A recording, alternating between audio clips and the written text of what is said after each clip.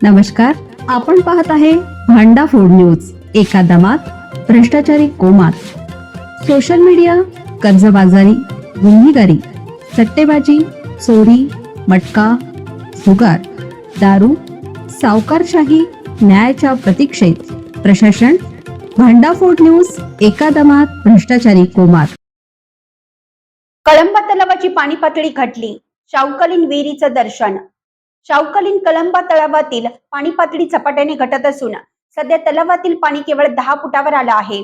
कळंबा, पाचगाव, कोल्हापूर शहरातील काही भागांना वर्षभर पाणी पुरवठा करणाऱ्या या तलावातील साठा कमी होत असून उपशाचे योग्य नियोजन न केल्यास आगामी काळात ग्रामस्थांना पाण्यासाठी वणवण करावी लागण्याची शक्यता व्यक्त होत आहे. पावसाळ्यात ओव्हरफ्लो झालेल्या कळंबा तलावातून सध्या कोल्हापूर महानगरपालिकेकडून दररोज 1.5 MLD तर कळंबा ग्रामपंचायतकडून सुमारे 2 MLD पाण्याचा उपसा सुरू आहे. 7 फुटाखाली साठा राखीव मांडला जात आहे. गावाला सध्या 1 दिवस आड पाणी पुरवठा केला जात आहे. उपसा कमी करण्याबाबत ग्रामपंचायतीने महापालिकेला पत्र दिलं. त्यानुसार उपसा कमी केला असता तरी समाधानकारक पाऊस झालेला नाही.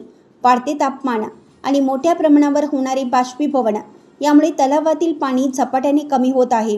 टंचाई टाळण्यासाठी गाळ काढण्याच्या कामालाही गती देण्याची गरज आहे. पाणी उपसा कमी करण्याबाबत महापालिकेकडे पत्र व्यवहार करण्यात आला होता.